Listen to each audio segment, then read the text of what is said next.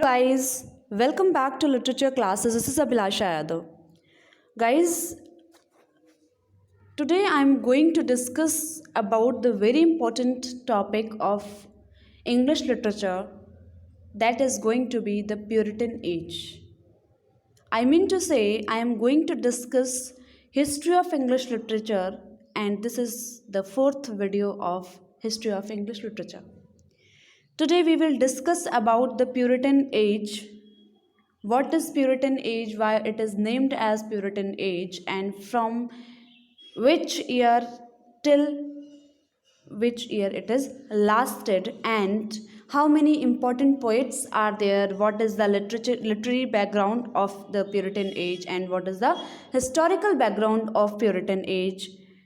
And also there are some prose writers, there are some poets, and whatever the things have been happened, we shall discuss all the things in the detail. As you know that the UGC NET exam is coming nearer, so we should know how to prepare the history. Okay, so we are going to discuss all these things in this video. So without doing a further delay, let's get started.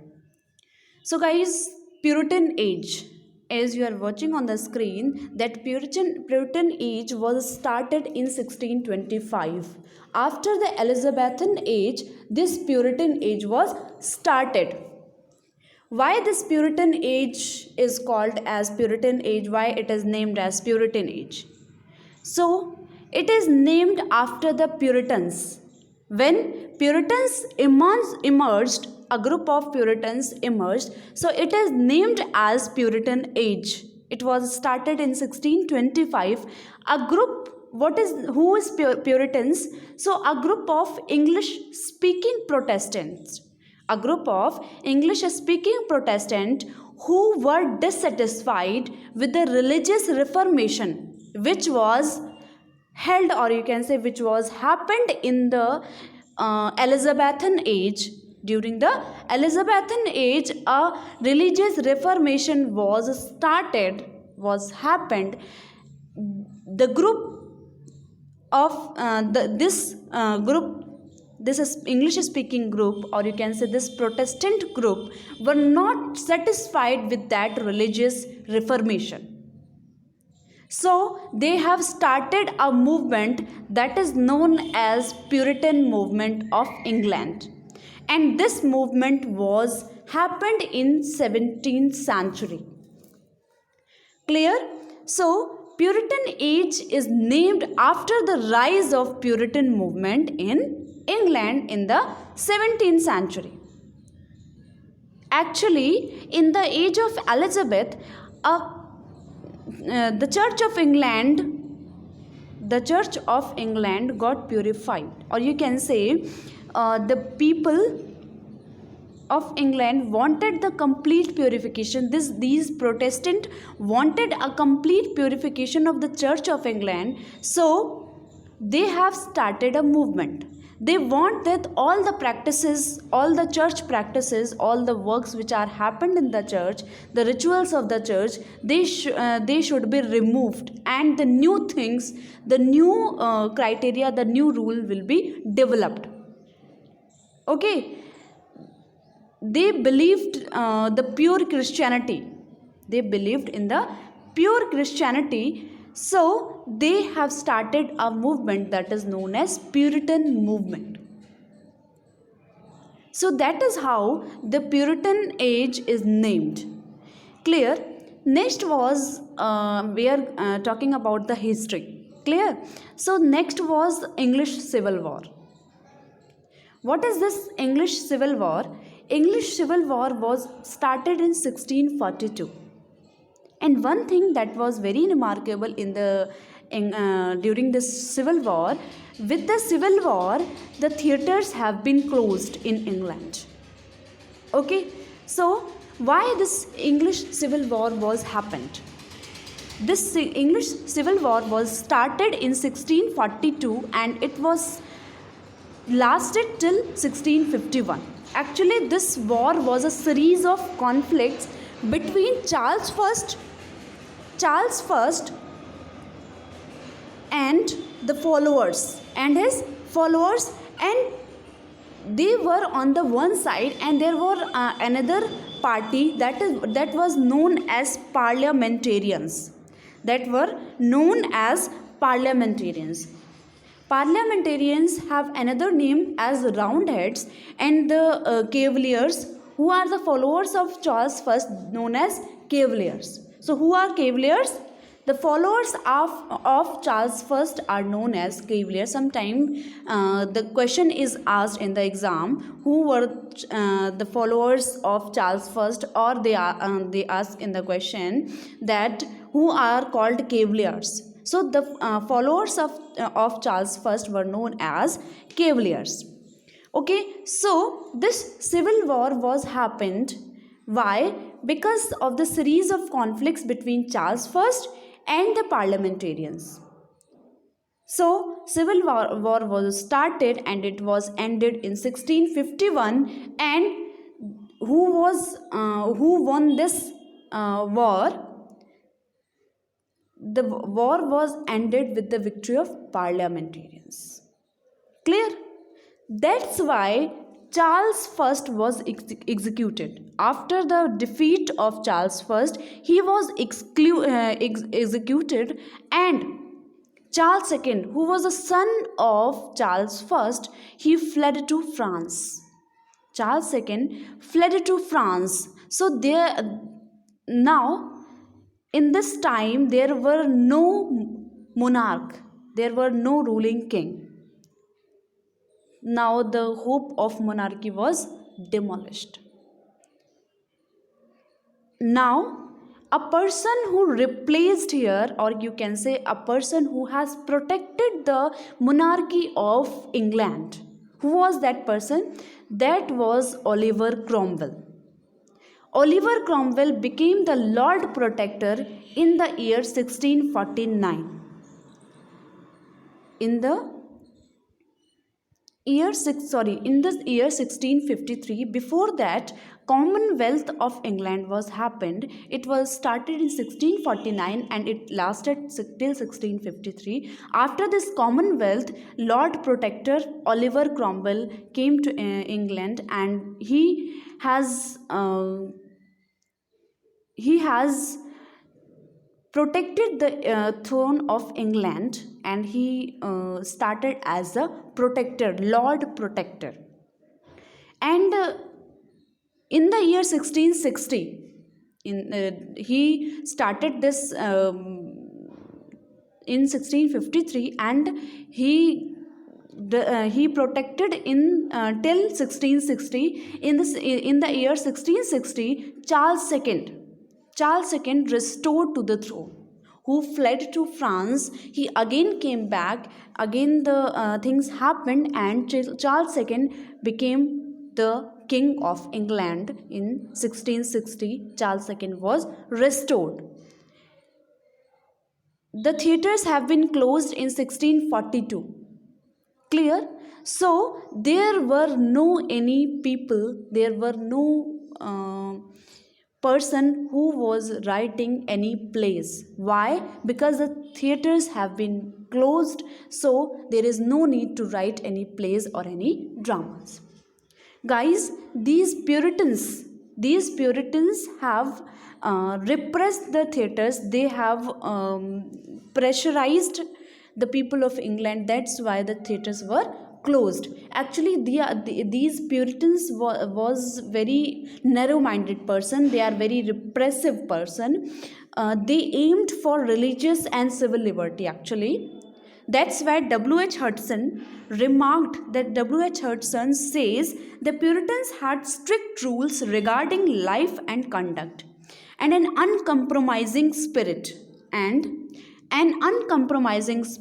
which sought to confine literature within circumscribed field of its own particular interest. They were not having any spirit which can be you can say uncompromising spirit. They don't have that type of spirit. They were very rigid, they were very strict for the rules, they are very religious people, so they don't want to compromise at any cost. That's why they ruled. And Oliver Cromwell was the people of these you can say was a person of Puritans. So Puritans flourished till 1660 before Charles II's restoration. Coming to the next topic, what was the literature of Puritan age? So as I told you that the theatres were closed in 1642, so there were a little, you can say, there were no plays were written, only religious things was written, Bible was written, Bible was you can say, all the people, England became the people of book, and the book was that Bible. The Bible was again and again writing by different writers, and this literature that was the literature of Puritan age was, you can say, characterized as the spirit of somberness. They have religious ideals, they have the political standards of the Puritans, but they are not writing any love based poetry, or you can say love types drama. There were no romantic poetry was written, there were no romantic drama was written. In this age, prose and poetry was flourished too much, and the poetry which was filled with intellectuality, which was filled with wit, okay, wit and intellectuality was flourished in that age. And very important thing is that John Milton is considered as the greatest representative poet of the Puritan age. John Milton is considered to be the greatest representative of Puritan age. He was a very important poet. Why? Because he wrote an epic which is known as Paradise Lost. Very important poem, very important epic. I'll tell you about a brief things about this John Milton's work Paradise Lost. Also, coming back to the topic literature. So this was the literature. There was no novels were written. There were no plays were written. Only prose and poetry was flourished, and the poetry which was very much kind of witty, which was full of intellectuality, not common people can understand easily. The poets, the poems were religious poems were written. Okay, so that's how the literature flourished. Next, we are going to talk about poets, because poetry was flourished, so there were so many poets in the age of Puritan. So the poets of Puritan age was categorized in three groups. First was Spenserian poets, second was Cavalier poets, and third was metaphysical poets. Even after the Elizabethan age, Edmund Spenser has influenced a lot, that in the Puritan age also we can see the style, the theme of Edmund Spenser. That's why a group which was known as Spenserian poets. Who were the Spenserian poets? The poets who have imitated the style and the theme of Spenser's poetry are known as Spenserian poetry.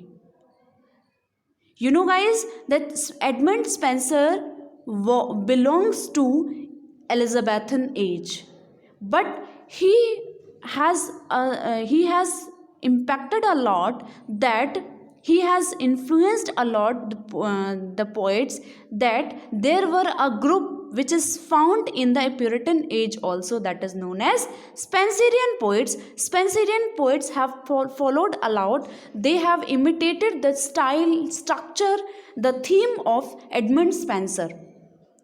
Clear? So Which poets are called as Spenserian poets? So, first poet is Phineas Fletcher. Phineas Fletcher is known as the Spenserian poets. Next was Giles Fletcher. Next poet is Giles Fletcher, then George Wither, then William Drummond and William Brown are known as the Spenserian poets. Clear? So, next, who is the next? Cavalier poets. Guys, who are known as Cavalier poets? A group of English gentleman poets who gathered at the court of Charles I. I told you earlier that the followers of Charles I were known as Cavaliers. So, a group of English gentleman poets who gathered at the court of Charles I, they were writing because of their loyalty and support for Charles I, they were called as Cavaliers. They were also Cavaliers in their style of life and also believed in the ideal of the Renaissance man who was a lover of soldier, gallant, a man of affairs, a musician and a poet all at once. Clear? So Cavaliers, who are Cavaliers?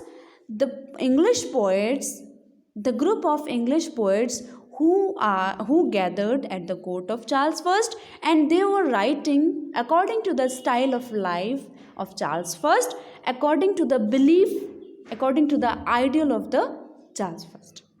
Clear? So who are the members that included in the group of Cavaliers? So first is Robert Herrick, next is Thomas Carew, then John Suckling, then Richard Lovelace. These are known as the Cavalier poets. These are known as Cavalier poets. Next, the last group of this Puritan poets is metaphysical poets. Metaphysical poets, the leading figure of metaphysical poetry is John Donne. John Donne is the metaphysical poet. And the follower of John Donne, or you can say the person, the poets, the gentlemen who have imitated the style, the pattern of the poetry of John Donne are known as metaphysical poets.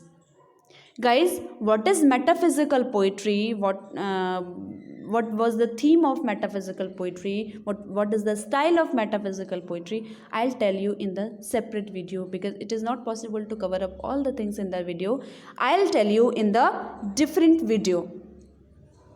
Okay, if you know about metaphysical poetry, you can write it in the comment section below.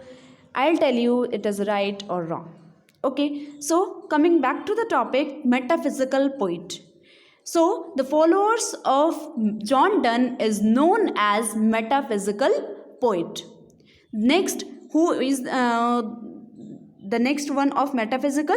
So George Herbert, then Richard Crashaw, then Henry Vaughan and Andrew Marvell. These are some poets who has written in the style of John Donne. Next, we are going to talk about John Donne. John Donne, who is John Donne? John Donne is a metaphysical poet. Clear? John Donne, who is known as English poet, cleric and lawyer. Okay, he was born in Brad Street, London in 1572. Okay, so John Donne is a very remarkable, a very eminent poet of the Puritan age, and he is known for his poems. He is basically known for his poems. He has written a lot, several poems, and I'll tell you some about some famous poems.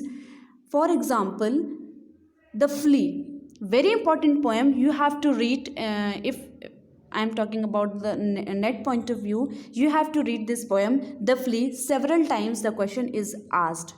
Next, the sun rising, then the good morrow, very important poem. Sun rising, very important poem. Then the canonization, again it is very important, several times it is asked.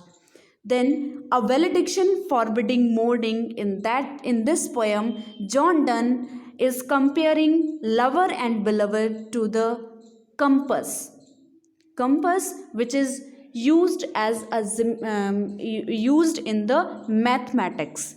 Okay, he has compared the legs of compass to beloved and lover. He described it very, you can say, very beautifully. He has described his poetry. Whenever I read the poetry of John Donne, I always lost in the poetry of John Donne, because he writes in a manner that we can imagine, we can feel that we are in front of that poetry, or we are in front of the situation. Okay, next very important poem is The Ecstasy. Several times the question is asked from the lines of the poem, first lines or last lines or the middle lines. They ask the questions, or they ask any particular word from the poem, or they ask which poem is written by John Donne, or they give three poems of John Donne and another one, and they will say choose odd one. Or sometimes they will give a poem of John Donne and other three writers' poem, and they will ask which poem is written by John Donne. They are asking in a very different types of question, so you have to be prepared. Next, very important sonnet, Holy Sonnet 10th, Death Be Not Proud. Very important sonnet. You have to read it. It is must read. Next, Holy Sonnet 14th, Better My Heart 3% God. Clear? So, this is John Donne. I have told you the important poem's name. You have to read it very, you can say, clearly, so that if the question is asked, you will be able to answer that question. Next, Henry Vaughan, again metaphysical poet. He has written a very important poem, The Retreat. You have to read this poem also. Next, come to John Milton, the very important poet, John Milton. John Milton was born in 1608. John Milton was born in 1608, and he is a very much, you can say, remarkable poet of this era. John Milton is also known as the representative poet of Puritan age, and he is known as the Lady of Christ. Why? Why he is known as the Lady of Christ? You will tell me in the comment section. If you don't know, then I'll tell you. Next, John Milton is known for his famous poem Paradise Lost. Okay. First of all, he wrote Lycidas. First of all, I am talking about Lycidas, which is an elegy and a pastoral elegy of John Milton, which was published in 1638. It is also labeled as a monody, a lyrical lament for one voice. Monody means a lyrical lament for one voice. So, Lycidas was appeared in 1638 as a collection of elegies entitled Gesta Edwardo King Nofrigo. Okay, it was dedicated, this Lycidas was dedicated to the memory of Edward King, okay, who was the Milton's fellow student and friend during his Cambridge years. Okay, this Edward King died by drowning, and after his death, John Milton wrote this elegy in the memory of Edward King. And how he was died? He was died by drowning. And this very important thing about Lycidas is Lycidas the name Lycidas is derived from Theocritus. Theocritus' Idylls, where Lycidas was a poet. Okay. Then the poem, this Lycidas, can be divided into 6 sections: a prologue, then 4 main parts, and then an epilogue. Clear? So this was a very symbolic pastoral poem, and I think you should read this many times. The question is asked in the net exam about Lycidas, so you should read this poem. Okay. Next, Paradise Lost, very important poet, and the question is asked in any exam, whether it is exam of TCT, PGT, GSA lecturership, or any NET or SET, or any other competitive exam of literature. This poem is always asked.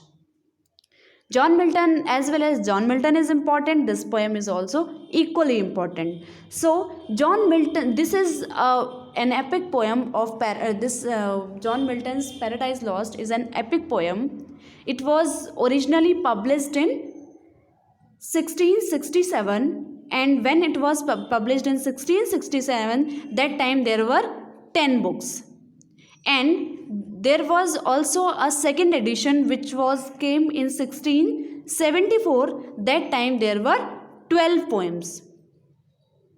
Actually, this Paradise Lost was based on the biblical story of the Adam and Eve. You know Adam and Eve very well. If you are a student of literature, so you would know about Adam and Eve. So this is the biblical story of Adam and Eve, based on the fall of Adam and Eve, and it starts from the hell. There was very important character, that is Satan. Okay, it starts from the Satan's, you can say, rebel. Okay, very fine story. There was also Milton. So very important subject, you can say a theme was given, that is man's disobedience. Man's first disobedience was this. Okay, the overall theme, you can say, was man's disobedience, justifying the ways of God to man. The poem is justifying the ways of God to man. The next important thing that is this Paradise Regained. John Milton, after writing Paradise Lost, he also wrote Paradise Regained. Okay, and another famous work that he has written, that was known as Samson Agonist, and both are written in the same year, 1671. Clear? Then a companion work, he wrote a companion poem, that is known as El Allegro and Second Penseroso. Both were published in 1631. Clear? Then he wrote a prose work, that is known as Areopagitica, which was published in 1644. This is very important poem, and several times the question is asked from this work. So you have to read it.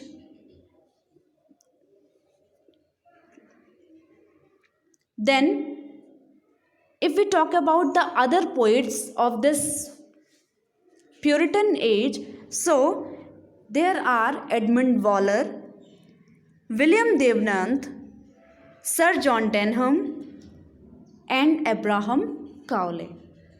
These are very important other poets. And John Milton, I told you about John Milton also. Next, there are some prose writers. You have to read those prose writers, at least some important works of those prose writers also. Okay, so Robert Burton. Robert Burton is one of the finest writer. You have to read it because the question is asked from his work The Anatomy of Melancholy, which was published in 1621. Next, Thomas Hobbes. Thomas Hobbes was born in 1588, okay, and he is equally important regarding the prose writer of Puritan age. The question is asked from his work Leviathan, which is published in 1651.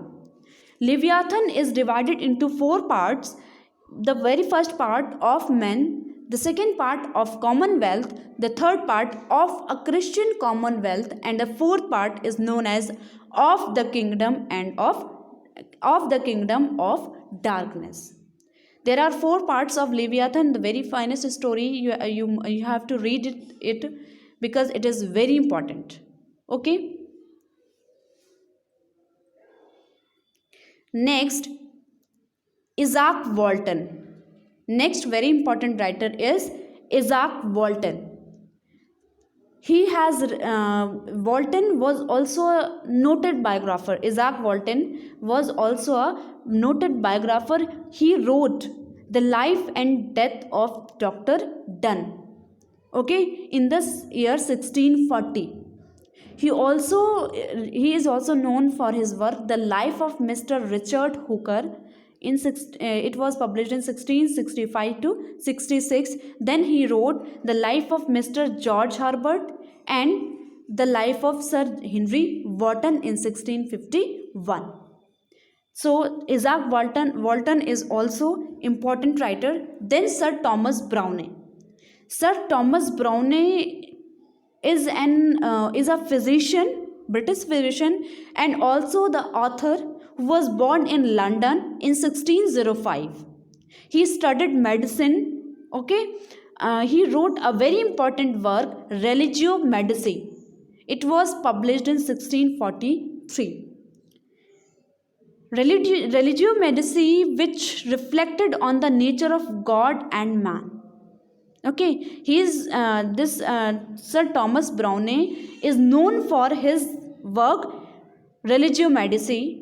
Okay, his treatise Religio Medici. The book not only sets out his spiritual testament, but also gives us his psychological portrait. Whatever he thinks, whatever his psychological mind says.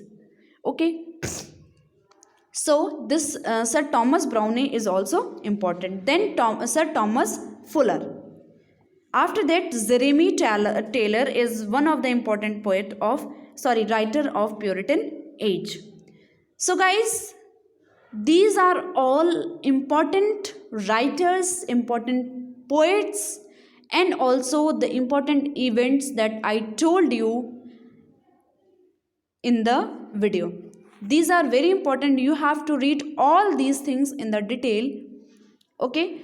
So if you have still any doubts or any queries, or you want to read a lot about these things, you can contact me on my Gmail ID that I'll give you in the description box. So there you can ask any about your queries or doubts, or you can mention in the comment section below. Okay, so that's it for this video. I'll meet you soon with a new video. Till then, keep studying and have fun with literature. Thank you.